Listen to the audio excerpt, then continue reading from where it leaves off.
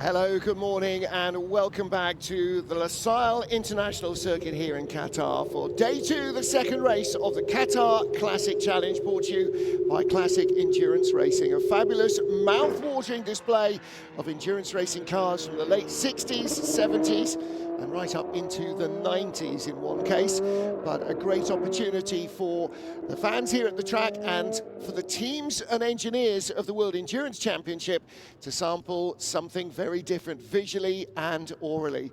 Hello everybody, I'm Martin Haven. With me in the booth here, Graham Goodwin. And Graham, great sights and sounds, and this is what endurance racing has always been. Cars that look different from each other, sound different from each other, and actually produce their speed in different ways, but to the same end. That's exactly the point I was going to make. It is about the big bangers, the lightweight cars as well.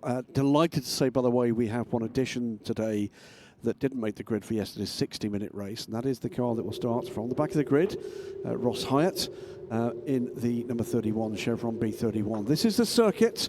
It's 5.4 kilometers long. It is twisty and technical for much of it, but there's plenty of full-out blasting straight as well to hear these glorious collection of very different engines powering these cars from the front, the rear, and the middle.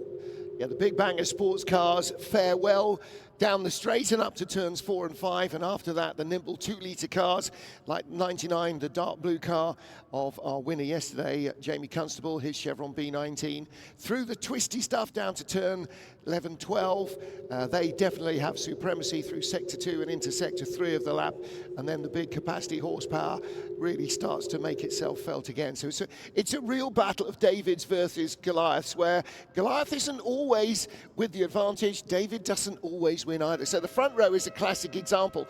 2-litre Chevron sports car built in Britain, and a flat 8 air-cooled endurance racing Porsche 908 on the other side of the front row. And behind, the third car that in fact won our third class yesterday, Steve Brooks in his Lola T70. So he lines up in third place with Andy Willis, who came from the back of the grid and despite contact and a spin in the middle of the race ended up in fourth place. And behind them, Manuel Brigand in his Porsche 935 and Michael Birch on row 3 of the grid. We'll get into looking at some of these cars in a bit more detail during the course of the race. Yesterday's 60-minute encounter featured a mid-race pit stop as well, because a number of these cars have 2 driver lineups, so that adds a little bit of interest and entertainment as well.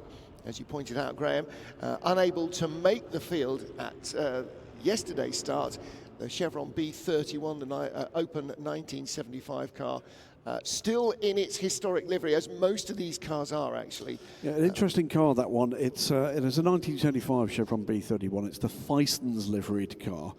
A very British brand back through the day. Gardening products, seeds, etc. Weed colour for that matter. Ross Hyett is the pilot there. And Ross, with racing heritage going back to Group C days, and I recall Ross as a very early British GT champion back in 1993 in, remarkably, a car, or the sort of car we've got on the grid here today, a Porsche 935 in 1993. Now, 3 cars are shown as in the pit lane. Car number 928, which is the 1980 Porsche 928S of Olivier Lusail. He is due to start from the pit lane. Also in the pit lane is Chevron B19 of Christian Valliot-Jour, who is the starting driver, and Olivier Huet in the car number 14. That's another Ginetta G16. So the 80 car in trouble yesterday. That was the car that brought out the caution, under which we finished the race. A bit of turning a little early, trying to get back to its line, and took out his own rear wheel and off into the gravel, and it took some time to recover that car. Yeah, and the 928 also had technical problems yesterday. I think they ended the race in the pit lane. Well, that car with Nürburgring 24 Hours heritage, and also an Leicester alumni, as saying yesterday, Norbert Haug, long time the head of Mercedes-Benz Motorsport.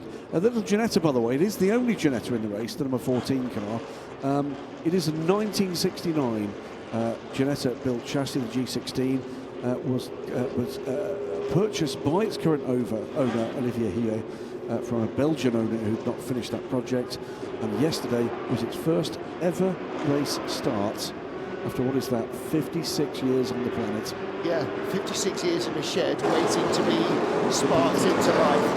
That's a fantastic story. So cars heading off on their final formation lap. And again, it's a combination of the smaller, open, predominantly 2-litre sports cars, although there are a couple of closed Chevrons as well.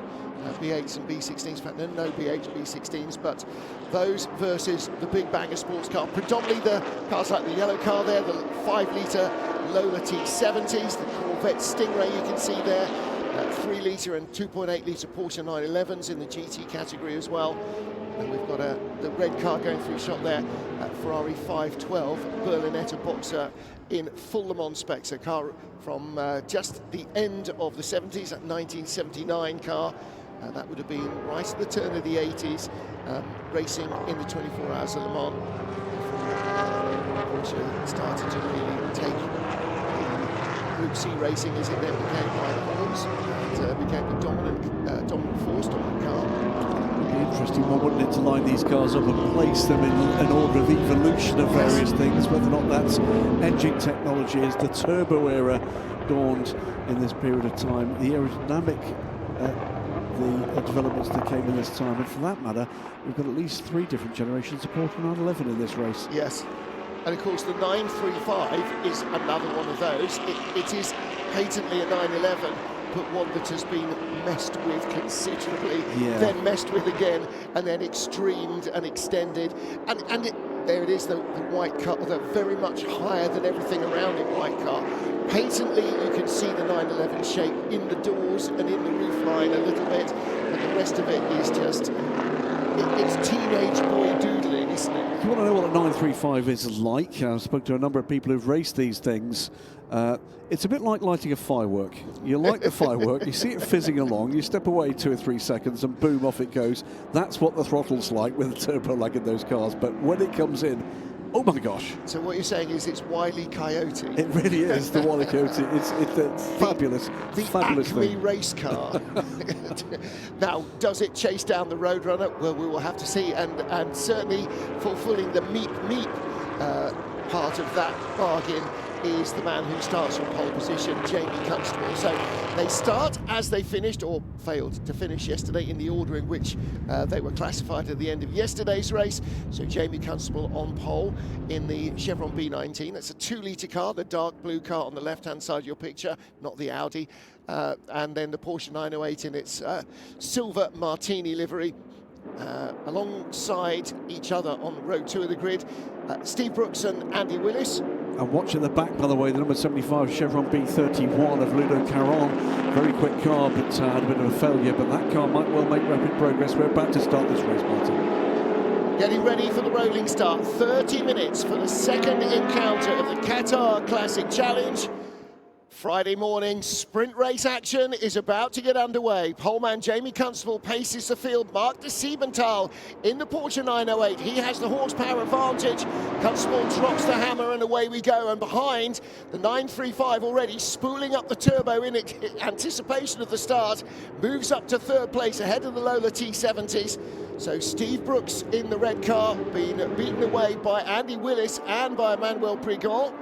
Also rapid early progress from Ludovic Caron. He's up and away and ahead of 4 or 5 cars that were there on the grid ahead of him in the Chevron B31. We're keeping on that one and its progress. And as expected, in the power part of the opening lap, it is Marc de Sibenthal in the Porsche 908, that 5-litre flat 8 air-cooled engine powering its way past the 2 litres of Jamy Constable. And there are the Lola T70s, car number 50, that's Andy Willis.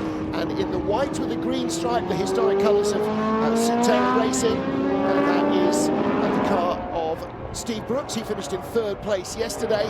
It's going to be a race where you can't afford really any errors because there's not going to be much time to come back. Brooks goes around the outside of Willis for 4th place because the 935 of Emmanuel Prigent, that is our GT class leader. He is up in 3rd position. Already starting to move away and drifting out wide is the 50 car of Andy Willis. Comes back on behind the 512 BB Le Mans. Alex Ritvega is handed over to Sam Hancock for the second part of the race. Yeah, two big banger Porsches on the move though. Marc de Sibenthal into the lead and pulling away in these early stages. Manu Brigand up to third overall and gapping his GT class rival, that glorious Ferrari 512 BBLM. There is our Porsche 911 Carrera RS battle. There's about half a dozen of them, some of them with an awful lot of Le Mans or Daytona racing history and period. And there's a change as well because, no, that's not Jamy Constable, that's the other blue Chevron. And there is the car, the B31, as he talks about, coming up through the field. Ludovic Caron going by Nelson in the Chevron B19, slightly earlier 2-litre version of the car. Yeah, that 75 car up into the top 10 from 25th on the grid. Something just noticed Ross Hyett has brought that number 31 car into retire. So that will go no further. You can see the orange car in pit lane to the left-hand side there. But hotly contested positions here, and that was Nelson taking the position back, but will lose out again. And this time round the outside, then the inside of the loaded T70, the number 85, 86 car, goes Ludovic Caron. Goes past Henrique Gemperle in yet another of the loaded T70 Mark III Bs, a 1969 car this time. And this is absolutely classic Group 5 racing with the big banger sports cars that sort of came out from the end of the 60s into the 70s, and the light and nimble machinery that was particularly appropriate for endurance racing, but also events like the European Hill Climb Championship. So you saw quite clearly there down into turn 1 where the small capacity cars like the dark blue Chevron of Nelson in the background there make their advantage under brakes in the tight and twisty stuff, and then the horsepower starts to rule again at the opening part of the lap. And there is Ludo Caron moving up the order. Eighth into it. Yeah, he's in 8th place now, so he's charging after the leaders. And again, see the yellow Lola T70 just running into the back almost of the Chevron in front, because the Lola not stopping as adroitly as the Chevron did. So you've got to use the advantages of the car. The Lola driver will have to be patient till they get around turn 11, 12, 13, and then he can really start to turn on the power. Here is the battle for third. Manuel Brigand in the more upright white Porsche 935, and right behind him in the beautiful Lola T70. Here comes Steve Brooks. He's looking to take third place back. That's where he finished yesterday, where he started. Ludo Caron up the inside of the Ferrari. That's a change now for 6th position. He's on the move. Yeah, he really is. That battle, by the way, between the 935 and the T70, here it goes. Two cars with real history. The 935 with US history with contemporary livery. That beautiful white Lola T70 is 13 years its senior. Yep. And here they are battling away together on track for real position. There's a pair of beautiful T70s, the big Chevy 5-litre engines in the back, absolutely thundering away. What a great wake-up call. Ludo Caron up into 6th position ahead of Alex Rittweger in that beautiful Ferrari 512. He's now putting under pressure the 4 years earlier Chevron B19, the 62 car, Michael Berg. And I don't think it's going to be too long before he makes his way through there. He is dropping time, by the way, to the leader, Marc de Sibenthal, who is 5 seconds to the good now. He's got the hammer down on that beautiful Porsche 908. 2 minutes 4.020 is the fastest lap of the race. That place has already gone to the Chevron B31. Next target is that battle for third place. Henrique Gemperle just running out wide there in the battle of the Lola T70s. 8th, 9th, 10th and 11th are 4 Lola T70s. And again, Steve Brooks here looking for third place. The Porsche really escapes down the straight. It's just got that turbo power that the normally aspirated Chevy engine in the Lola T70 cannot cope with. But they're being caught by a charging Ludo Caron. The first target is going to be the number 159 car of Steve Brooks, the most historic in terms of its history. Loaded T70 that we've got here. Brian Redman amongst a gaggle of epic drivers have driven that car. Up the inside though goes Ludo Caron to take 4th place, and now it's about Chevron versus Porsche 935 for an overall podium place with 23 minutes to go. Absolutely is. Pit window is open, so driving changes can happen. Everybody will have to stop whether they have a driving partner or not. And look at the Lola now coming up, using its horsepower to try and get back on terms, Steve Brooks. But again, as soon as the turbo spools up, the 935 just whistles away into the distance.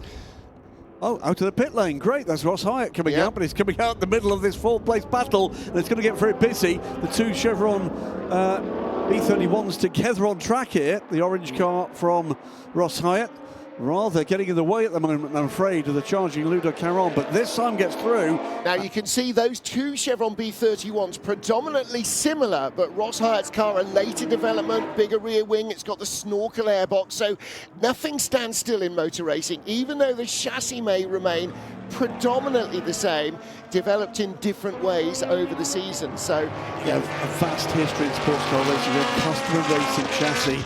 And the chassis makers, the engine makers, the teams themselves pushing that development along, and some of the iconic shapes that we saw through these astonishing decades. Into the pits comes little Chevron B8 or a Nataf.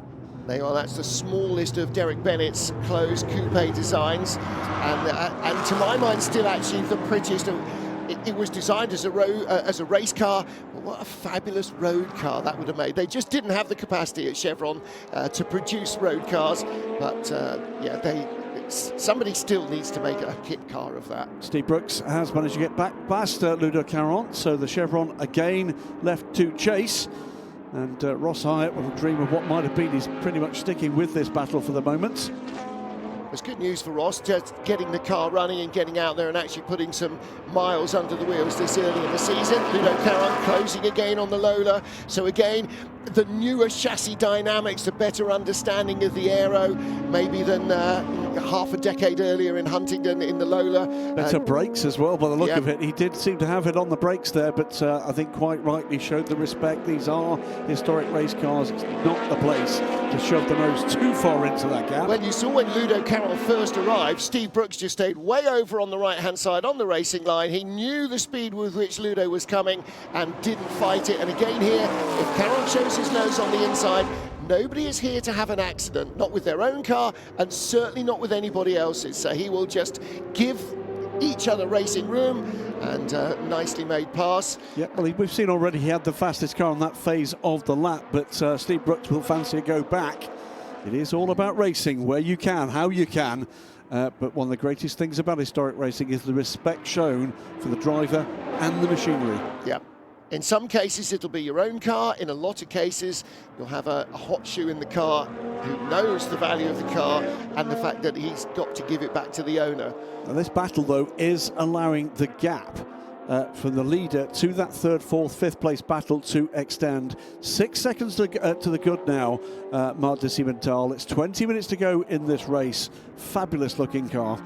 This car, as we said at yesterday's broadcast, with pit stops happening, was the test car for many years for Porsche as their Targa Florio efforts came to the fore, principally driven by Paul Frere in that test program. And a development of the Flat 8 that they used in their first Grand Prix car as well. So it's a really, really powerful, dynamic machine, and to see those on public and broken, bumpy public roads on the Targa. Any old footage you can find of that is just terrifyingly quick. So what is this? This is a move up the inside of the 935, and it is the Chevron. Ludovic Caron up into third place overall, second place in the under 2 litre class. He's now got 21 seconds to find to get into terms with a lonely Jamy Constable, and Ludovic Caron will be absolutely committed to making sure that Ludo's not lonely for very much longer. Yeah, exactly right. That actually could easily have been a replay from yesterday's race. I think Ludovic Caron made the same pass from the same place several times yesterday, where the car has its advantage. Into the pit lane comes Manuel Prigón. So the Porsche 935 comes down pit road. Jamy Constable's pace now is coming down, coming up rather, 205.9 to 205.8 from the leader. The gap now stabilising at 7.5 seconds, side by side. So, fastest lap of the race set by our race leader as early as lap 3, and that was a 2-minute 3.7. He's now 2 seconds off that pace. And the advantage of Jamy Constable in the lighter, less powerful Chevron is that he's going to do less damage to his tyres early in the race, because he's not trying to put all that power and torque through a fresh tyre. So it may be that his pace will remain more stable and the Porsches will drop away and come back to him. Looking there at the 50 car, our last starter on the grid yesterday, Andy Willis, had an entertaining race and ended up well up the order in 4th place overall. As I arrived at the circuit this morning, fabulous sight of that car as Ross Hyett on the laps himself. He's won the laps. Fabulous sight of that 50 car coming by me on its way to the fueling station. Rear bodywork not present. Looked like some kind of evil, demonically possessed drag car. And none the worse for it. Look at this. 2 fabulous Lolas battling away, the 86 and the 3. It's Eric Mestar and Jason Stewart Wright, 69 car ahead of the 1968 car. And these are all our pit callers. This is, again, Porsche 911 Carrera RSR territory. Kurt Thiel, Serge Liebens and Roman Geoffroy, and a trio of Porsche 911s. The Carrera RSRs, 2.8 litres, the 33 car, the 61 and the 173, 3 litre versions of the iconic machine. Yep. And again, built for road racing as much as track racing, not public roads in the owner's hands necessarily among all traffic, but for events like the Targa. So 17 minutes remain of this 30-minute race.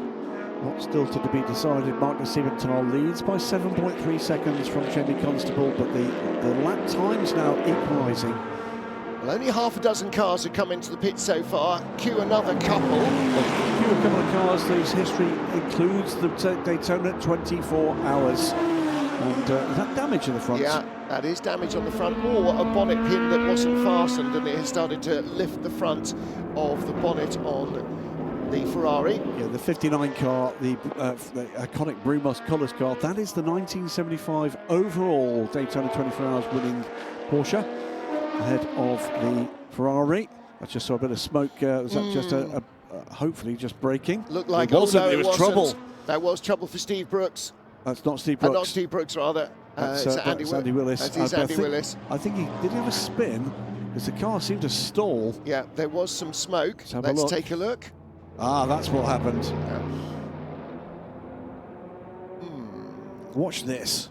Hold my beer. Light left rear, is that maybe not quite got all the air in it? Fabulous Batmobile-like blast of flame as he fired the car. Absolutely. And they're not great on fuel economy, all of a sudden, by the way, Marc de Sibenthal, I think must be in traffic, has lost 4 seconds.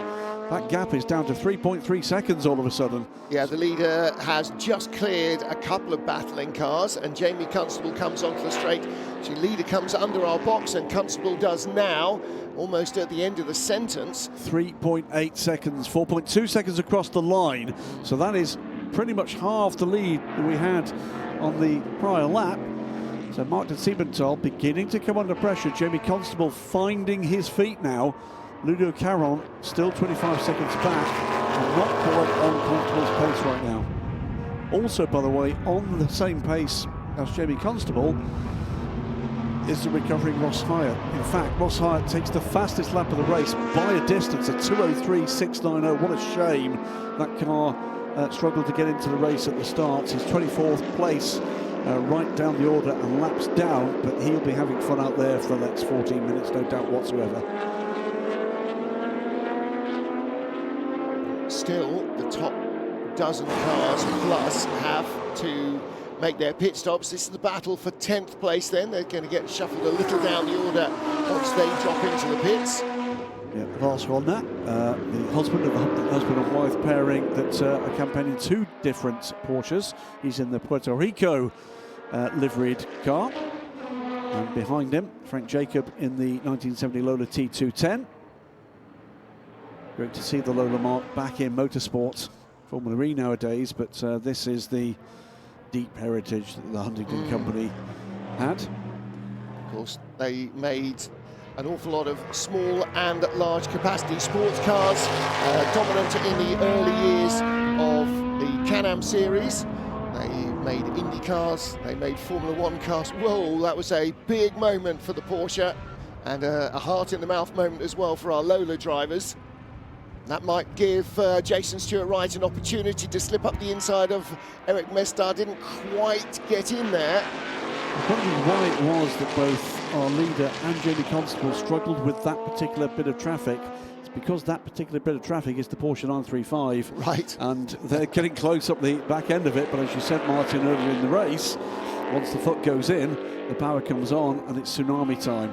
Yeah, gallops away into the middle distance on the straight, even against the earlier Porsche 908s. The 908 is a 1971 car.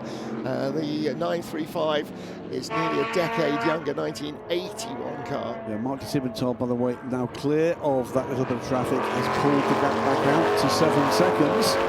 It's another fastest lap of the race as we watch. It was that half spin, managed to gather it back up. That was what we saw a little earlier, wasn't it? That's the other car driven by the husband and wife combination. Yes, it is indeed. And fastest lap of the race for Ross Hyett, again. So a 2-minute 3.5.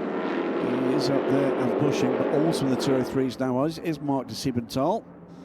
So that is the pace that's available up there with a good car underneath you. They both do, albeit at different ends of the running order at the moment. The Porsche pulling away again.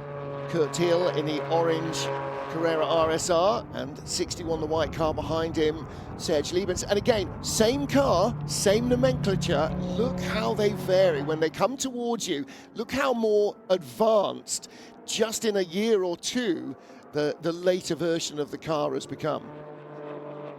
172 Chevron, by the way, pedalled by Nelson, the 1971 car. We're not going to see, by the look of things, Pierre Fillon today, because that car has been into the pits for quite some time, so that's rather unfortunate. Yeah, because that car was going well. Meantime, battling Porsches, 33 from the 61. This is for 5th place in GT. So Kurt Thiel's orange car, 1973, the white car behind, 1974. I mean, just, okay, very slightly but look at different iteration of the car, another step. It's the ducktail spoiler on the car in front, and it's an altogether different picnic table on the other car. Into the pits for our leader, Marc de Sibenthal. Yep. Now everybody will have to be stationary for the same time in the pit lane to allow compensation for having a driver change as against not having a driver change. Jamy Constable goes through for this point and takes the lead of the race. So Sibenthal going for the undercut to defend his lead. Coming in when he wants is the simple answer. Maybe they saw traffic coming. Frank Jacob heads out in his little Lola T210. And trouble again for the 50. Yeah. Again, I wouldn't say lick of flame. That's a full-on barbecue coming out of the exhaust, isn't it? That's about 10 litres. Oh, no, is that a bit more drama than perhaps he'd like? Yes, maybe that is more than just flame out of the exhaust. Now, is he stationary on the side of the track? It doesn't look like it. Does not seem to be. So driver change just about being completed. Keep an eye on our number, it was the 50 car, wasn't it? Yeah. In comes... That was on its way out of the pits, by the way. In comes Jason Stewart-Wright. Here comes the Porsche 908s, previous leader of this race.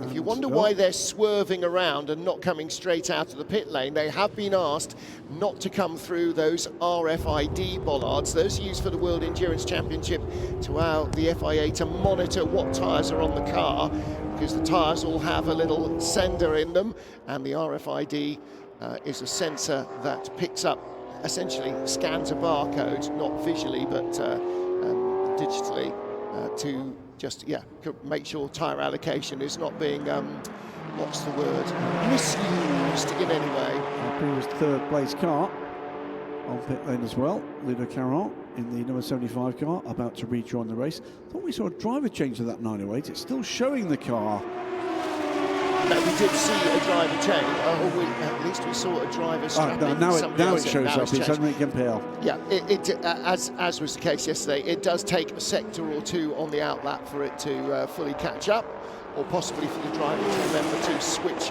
across to control the transponder. So 9 minutes to go. In comes Ross Hyett. He's made a little bit of progress at the expense of a couple of cars that dropped into the race. It seems to include, by the way, the Ferrari 5 BB11. I'm not sure we're going to see that complete the race with damage to the front of, frankly, one of the most glorious looking cars in this field, and they're all pretty glorious. Yeah. Down pit lane comes Ross Hyett. Now, of course, he didn't start with everybody else, so overall positions aren't what it's all about. I assume he's coming into the pit lane to hand over to Charlie, who was due to be the co-driver in the car. Race leader is Jamy Constable, and he's clearly going to, as there are fewer cars on track, stay out as long as he can while everybody else ducks into the pits, and then come in at the last moment and hope that he might have had a little bit clearer running. In come two more, very different looking Lolas. Yep. It is the 1967, the earliest of the Lola T70s we have at the back, with the spoilers on the rear and a rather wider bodied car ahead. And if you wondered what the difference between the Mark III and the Mark IIIB is, you just saw it. Yeah, the Mark III is the sort of more 1960s purer lines, and the 3B is just a bit more wedge-shaped and a bit more aggressive and a bit more air-catching. Now we're going to see whether or not this strategy is going to pay off for Jamy Constable. The gap, a minute 19, a minute 20 seconds, all but a little bit of change. It's not going to be enough, is it? He is about the only man yet to stop. Francois Bourdin in the Chevron B16 with the sort of rainbow centenary colours. And he comes. Look at that. The anchors. That is a man who's done a lot of racing in his time. I haven't actually seen Jamy Constable very often in sports cars. Usually he's racing in historic Formula One. Oh, no, he's got some fabulous stuff. Yeah, I was chatting to him about his Pescarolo LMP1 car. Yeah, actually I have seen him race that on a number of occasions against Steve Brooks's Porsche 9X, Porsche Peugeot 9X8. But I associate Jamy very much more with the Tyrrells that he races historically. So Jamy Constable on pit lane. We wait for this car 908 to come round, just about to complete sector 2. So quick check of the car. Tyre pressure's been adjusted. Absolutely. Talked about this yesterday with cold tyres. You have to set the pressure a little bit higher so that you get the full grip from the tyre when it is cold, and when you come into the pits the tyre will have heated up, the air inside the tyre will have heated up, and the tyre itself a chance just to drop the pressure a little to get the most out of it again in the second, or not even second part of the race, in the final sixth of the race. Politically challenged gentleman at the rear of that car is Martin O'Connell. Previously a British Formula 3 national class champion. Through goes the Porsche 908, and Martin now prepares this and many other cars for historic and other racing. Fabulous racer back in his day. Starter in the 2001 24 Hours of Le Mans, a little pill beam. Unfortunately a victim to the storm we got in the very early stages of that race. Often wonder what might have been for his sports car racing career if he got the chance to show his talents on that stage. It was not to be. Henrique Gemperle, though, 5 minutes to go, charges through into what will be an increased lead. No doubt at all about that. It was a minute and 33 seconds on pit lane for Jamy Constable. A minute and 29 seconds for the Porsche. What's our bogey time for pit stops, do we know? Don't know. So race control will tell us. So let's hope it's not in a minute and 30. Oh, trouble for the number 86 car. Now, he was in 8th place. That's the outlap for Christophe van Riet. Yeah, so the 86 car. And just been passed by Jason Stewart Wright, car number 3, was 11th. So coming out of the pits, that custard yellow T70 Mark IIIB has lost several positions. Keep an eye, by the way, on just exactly where things stand between the 2nd and 3rd place cars, because they are the class leaders in the under 2 litre prototype class. Well, you're also looking at the yellow Porsche there. That is a car, that's a manual, no, the 935 is leading the GT class. The yellow car there, Pierre-Alain Thibault, car 180. He's second in the GT category. I think this is the battle for, that's the 33 car, isn't it? That is, the yellow and white cars are battling for the final podium position in GT. Kurt Thiel still in the orange car, and Serge Liebens right behind him, as they were before the pit stops, so they remain. Coming up underneath the Brumos Porsche, the Daytona 24-hour winning 59 car. Jean-Luc Bonnet at the wheel of that car. That's about a lose and lap. That is a very precious automobile indeed. Also showed well in the Sebring 12 Hours, that car. And the 1975 race at Daytona, for GT cars only, in the middle of a global fuel crisis at the time. But Brumos Racing, what a historic team. Jacksonville, Florida. Yeah, Brumos Porsche, big Porsche dealer, Bob Snodgrass, the principal of the dealership and of his racing team. And yeah, so much enthusiasm. They've become an iconic team, haven't they? A real touchstone in American sports car racing history. Lovely guy.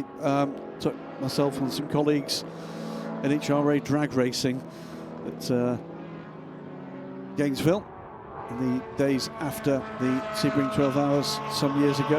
And the big secret for Brumos was not just the enthusiasm, but hiring the best peddlers that money could buy. Yes. You know, that again, a little bit like some of the privateer British teams. You got Rob Walker in Formula One, who just used to hire the best drivers you could get, or in other racing, sports car racing. Rob Walker, I've got a Ferrari. Sterling Moss, would you like to race my Ferrari? I mean, that was the Snodgrass approach. The best drivers in the best machinery that Porsche could supply. A couple of cars under investigation here for pit window infringement. It's the 44 car with Jose Oliveira. Well, those were the two that we saw coming in together, the Mark III and the Mark IIIB. So they were just a whisker too late. Well, it's not just that. He seems to have been rather quick on pit lane as well. A minute and 3 seconds for that car. 4 wide almost here, coming into turn 1. Fabulous sights and sounds into the final 2 minutes of this race, and what a great addition they've been to the bill here in Qatar. Yeah, the garages have been like moss to the flame. Well, the FIWC paddock members, and you would think, yeah, obviously, team members of an age will have probably seen these when they were kids, not maybe racing even in period, but racing as classic racing. But it's the young guys, the young engineers, the young mechanics who have possibly not been to a historic race meeting, have never seen these things, never heard these things, and going, wow.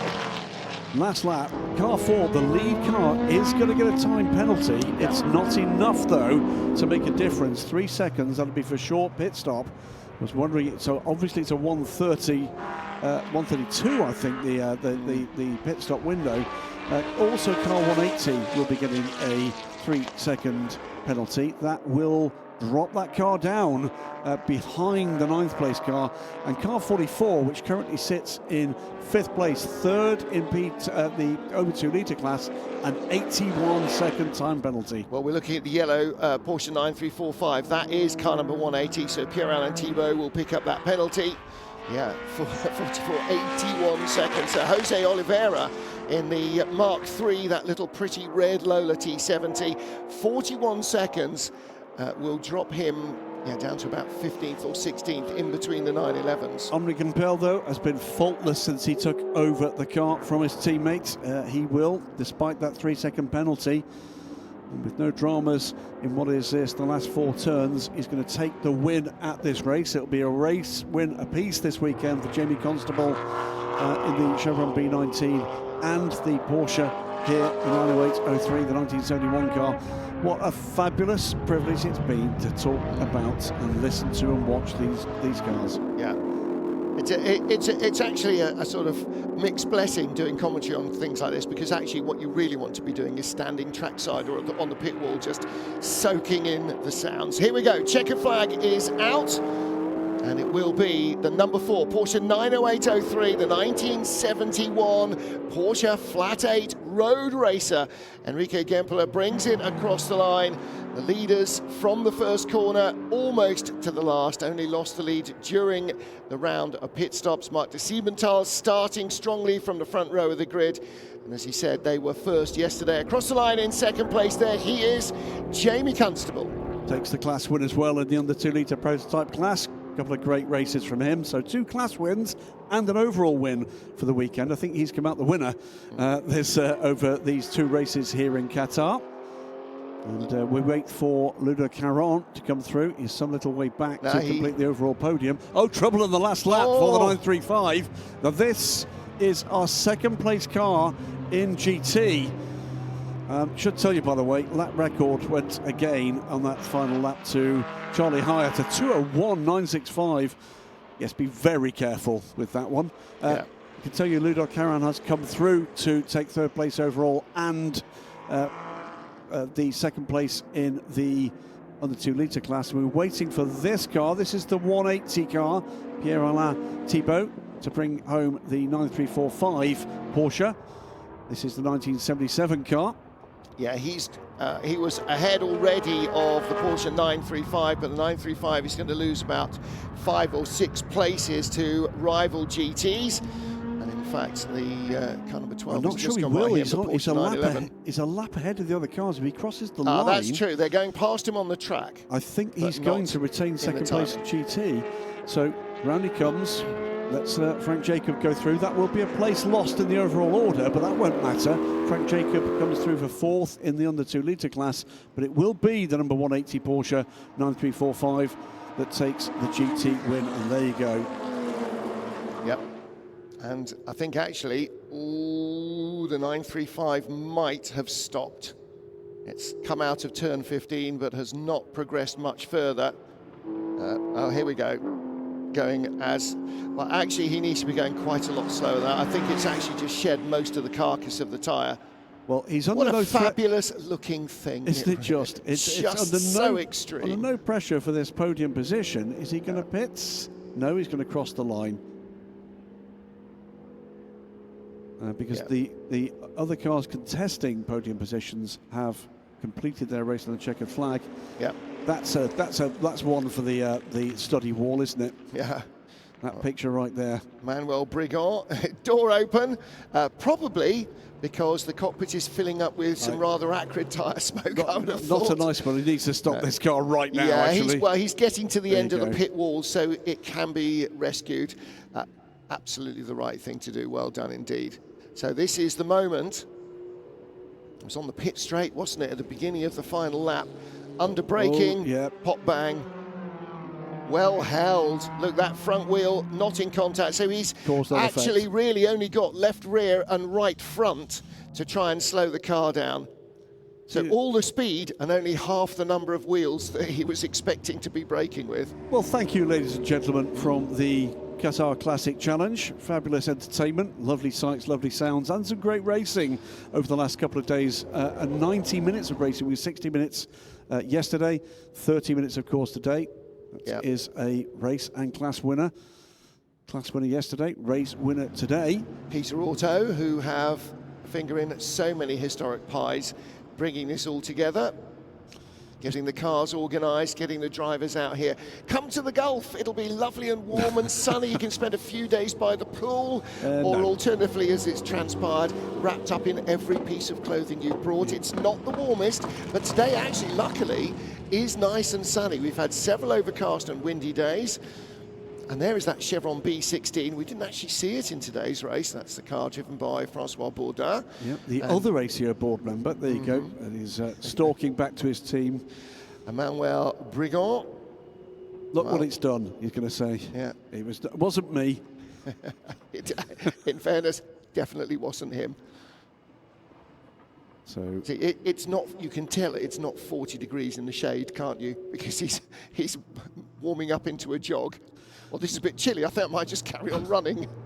To complete the podiums, by the way, in classes, so the over 2 litre class, of course, headed by our overall race winner, the Porsche 90803, the 159 Lola T70, the 1968 T70 Mark IIIB, That car second in the over 2 litre class, fourth overall, and the third place car, another 1968 Lola T70 Mark 3B, the number 3 car, 8th overall. In the under 2 litre class, all those 3 cars in the top 5, it was Jamy Constable in the number 99 Chevron B19 from 1971. Here we go. Then it's Ludovic Caron, who gives great entertainment running up from the back of the field in the 1975 Chevron B31, and completing the class podium in 5th place, the Chevron B19 from 71 again.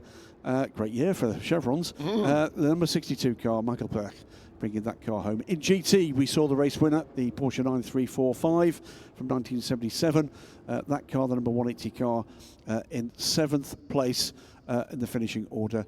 The heroic finish from the smoky rear of the number 25 Porsche 935 from Manuel Brigand. That 1981 Porsche came home in 11th place overall and will be second on the GT podium. And it's a third Porsche, the number 33 car, 1973 Porsche 911 Carrera RSR, the 2.8 litre car. Kurt Thiel brought that car to the finish and finished in 13th place overall. Great stuff. And 2 years we've been here for the FI World Endurance Championships season opener, and 2 years the Classic Endurance Challenge racing cars have entertained us in the lead up to these races. Yeah, here is the start. Jamy Constable on pole position, but the power of the 908 paying off. The big capacity block of the 8-cylinder car, and moving up behind the flat 6 turbo Porsche 935 again, out dragging the Lola T70s. That was some great anticipation, I think, by the 935 driver Manuel Brigand to have the turbo spooled up. Got ahead of this battling duo that started on row 2. Sid Taylor racing car of Steve Brooks, the white car with a green stripe, and that was ahead of car number 50, who yesterday drove his way right from the tail of the field to the front. Another Lola T70, Ferrari 512 BB, got about halfway through to the pit stops. Looks like either it had some frontal damage or the nose was coming off. Coming from the back of the field, or through the back of the field, the white car. Watch the Chevron of Ludovic Caron, the B31 that was right towards the front of the pack yesterday before a little bit of contact, and the safety cars came out, dropped him down the order. Moving his way through past the dark green car of Jason Stewart Wright, overhauling the Ferrari 512. Moving up the order, chasing the quick cars ahead. And here, in one fell swoop, going by both the Lola of Steve Brooks, and then in the next couple of corners, the Porsche 935. Dramatic spin for the number 50 Lola T70. That was Stefan Yerbstel there at the wheel of the car, and a dramatic moment as well for Jean-Louis Bonnet in the ex-Tour Auto and Le Mans contesting Porsche 911. Battle of this Lola T70 battle continued again. More trouble for car number 50, Stefan Yerbstel with a fire, and right at the very end, Manuel Brigand, a puncture at the beginning of the final lap. The 908, the winner, Henrique Gemperle, bringing it across the line ahead of yesterday's winner, Jamy Constable. Ludovic Caron taking 3rd overall. A great fun race. Lots of fun for the drivers, and plenty of sights and sounds for everybody in the WEC paddock to enjoy as well. And what is turning into a slightly sunnier day today, if not necessarily a great deal warmer than yesterday. Confirmation again of the results. 3 different classes overall and over 2 litres. Henrique Gemperle and Marc de Sibenthal, the winners. The 2nd place overall car, also the under 2 litre winning Chevron B19 of Jamy Constable. 3rd overall, Ludovic Caron, also in an under 2 litre Chevron, the much later B31. And our GT class winner, the orange Porsche number 180, that's Pierre-Alain Thibault, finishing the race in that 9345. So you can see the remaining finishers. 935 and Manuel Brigand did end up 2nd in GT ahead of Kurt Thiel in the first and line 11 Carrera RSRs.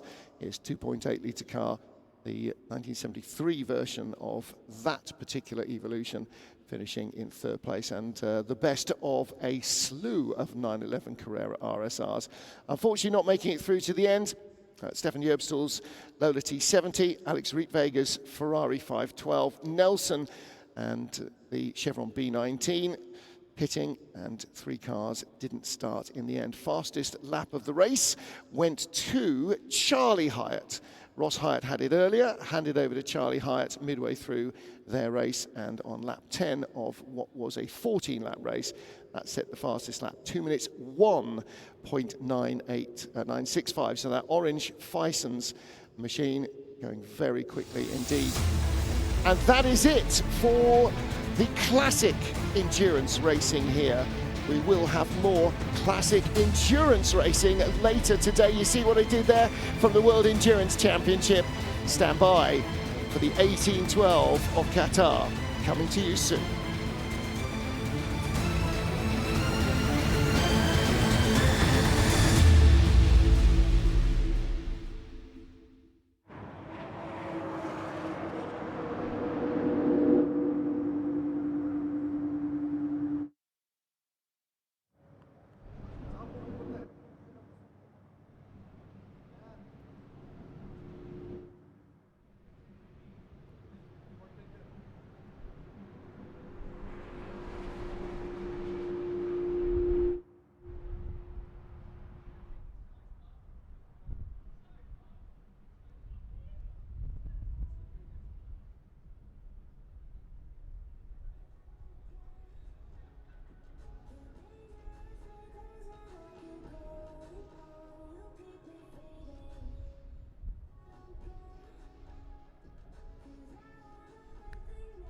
Prova.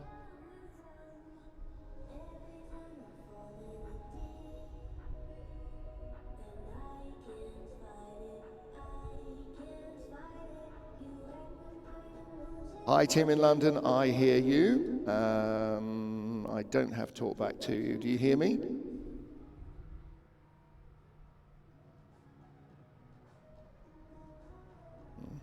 Okay.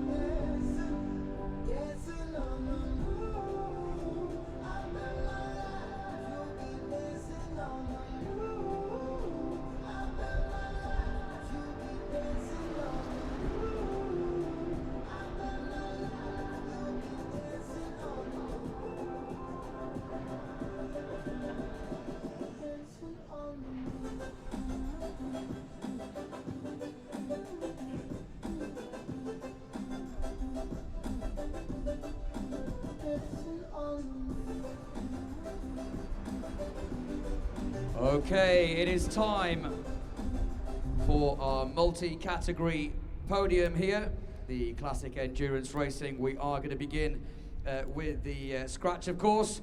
So here we go then with our drivers in reverse order. In third place, and I've just been told to wait for a second, so we'll talk about our social media. You can get in touch with us on social media at the circuit here at Lusail Circuit, Lusail, on a variety of social medias. We're building up, of course, to the opening round of the FIA World Endurance Championship. I'll be down on the grid within the next 15 minutes or so, getting ready for our opening ceremonies. We have a very exciting lap of honour as well. I'm looking forward to introducing that in the next 10 minutes or so. And for the fans, if you are enjoying everything here, make sure you check out what is happening at the Lusail Circuit. It's my pleasure to be the official English MC for all international events, MotoGP, Formula One, and FIA WEC. Right, we are now ready to go then. So with our first category in the Classic Endurance Championship, in third place, driving a Chevron B31, Ludovic Caron.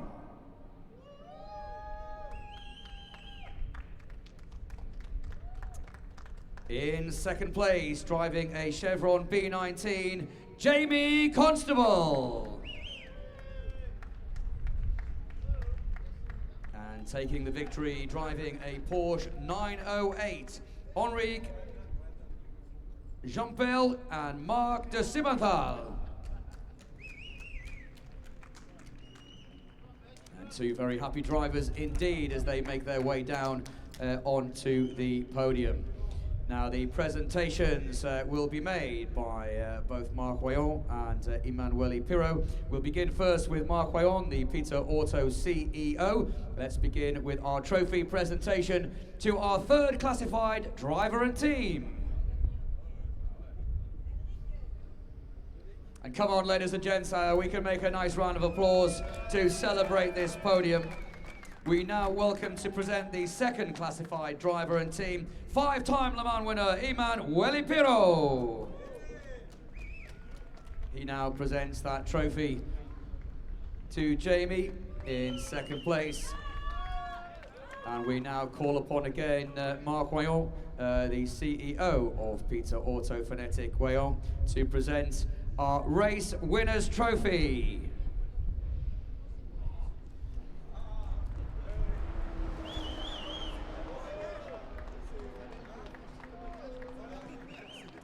And now, ladies and gentlemen, please, your respect for the national anthem of the winning drivers, the national anthem of Switzerland.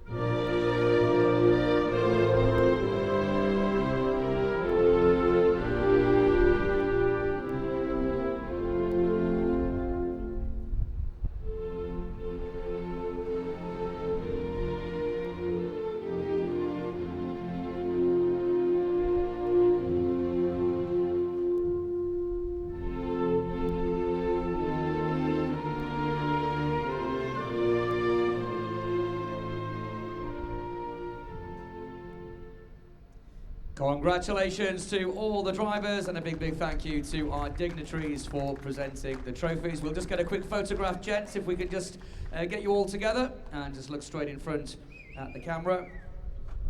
Once again, ladies and gents, make some noise for the scratch podium. And we are going to move on at record pace then to the prototype plus 2 litres. If we can ask the drivers please to clear the podium, we will move straight on. Another great race in this category. And we begin then with our trophy presentation. In third place, driving the Porsche 934, Jason Stewart Wright.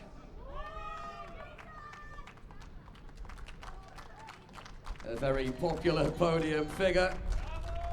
In second place in the Lola T70, Steve Brooks. And and taking the category win. Back on the podium again, the Porsche 908, Henrique Gemperle and Marc de Sibenthal.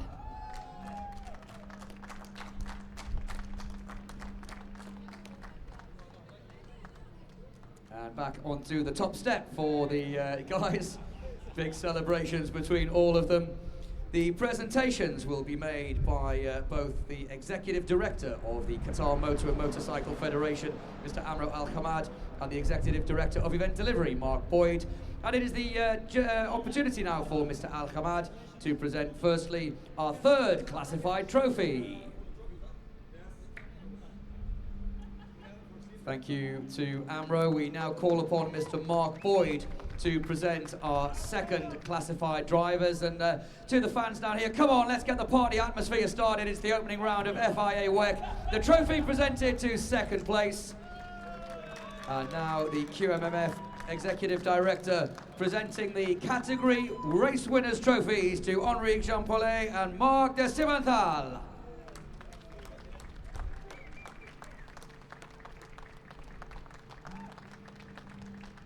And now, ladies and gentlemen, please, your respect for the national anthem of the winning driver and team combination, the national anthem of Switzerland.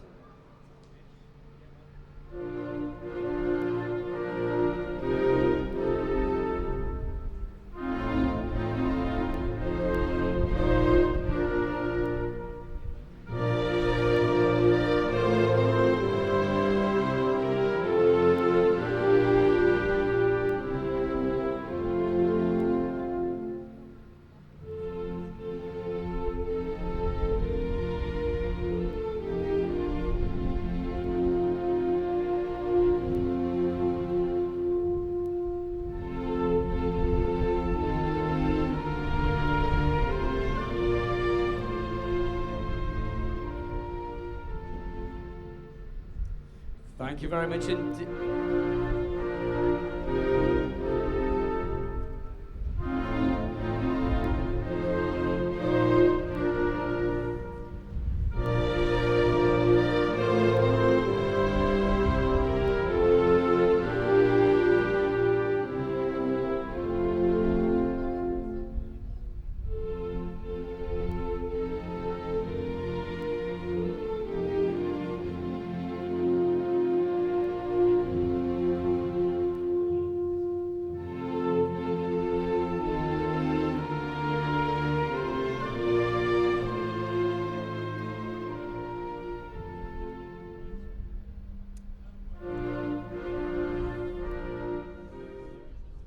Congratulations, an extended version of the Swiss national anthem there, but celebrations anyway.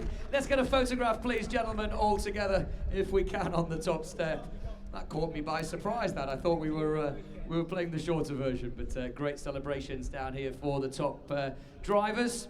And we'll now move on with the prototype -2 litres. All three drivers, or all three winning teams, should I say, on the Chevron cars, the B19 and the B31. So I think we are ready to move on with this category. In third place, Michael Birch.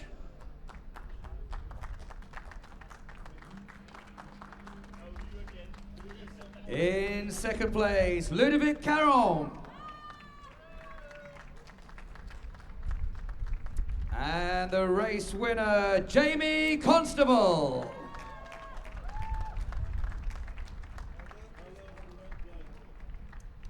The presentations will once again be made by Emmanuel Pirot and Marc Wayon, and we begin this time with the third classified trophy presented by five-time Le Mans winner Emmanuel Pirot. Emmanuel, please, let's begin with our presentations to our third place driver.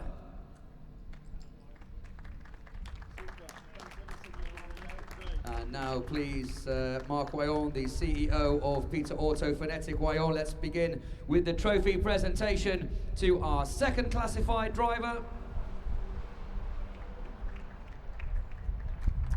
And now, please, Emmanuel Pirot, let's present the race winners trophy.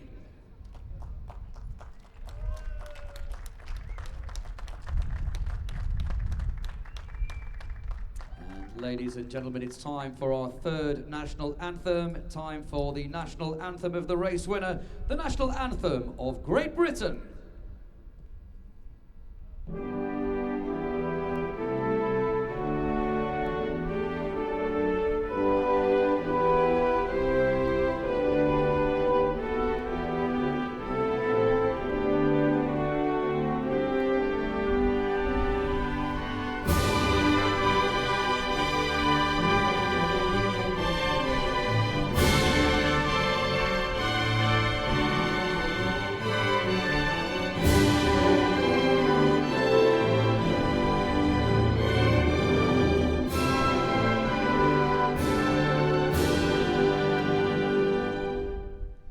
Congratulations. Let's get the family photo if we can. All drivers and dignitaries together on the top step. Thank you very much indeed. And a nice round of applause, please, from the fans down here and in the grandstands as well. Thank you very much indeed, gentlemen. We'll now move on with our final trophies to be presented in the Classic Endurance Racing event. These, of course, are for the GT category. Driving a Porsche 911 then, in third place, Kurt Thiel.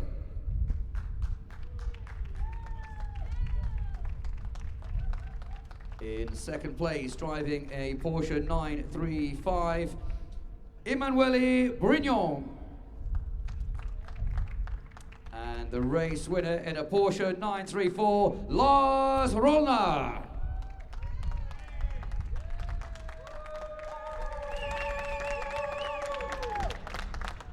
And we don't seem to have Lars, so we will continue. Oh, he is there, is he? He is there. He came through the other side. Fantastic stuff. Right, let's move on then with our trophy presentations.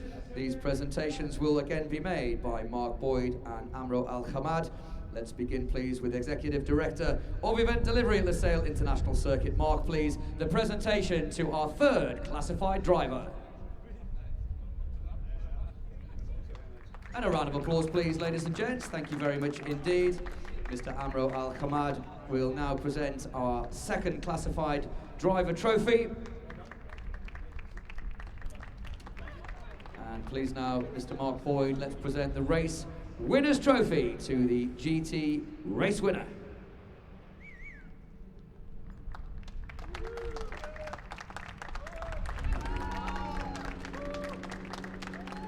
And now, ladies and gentlemen, please, your respect for the national anthem of the winning driver, the national anthem of Denmark.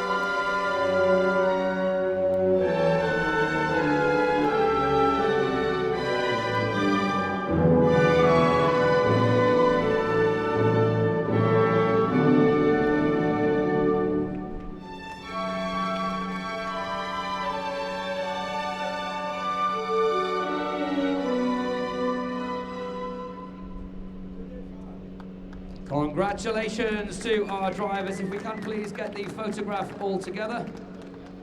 Thank you very much indeed. Thank you to Amro and to Mark. All together please on the top step. Ladies and gentlemen, our Classic Endurance Racing comes to a close. I'm heading down to the pit lane. It is almost time for opening ceremonies. Are you ready, Lusail Circuit? Let me hear you.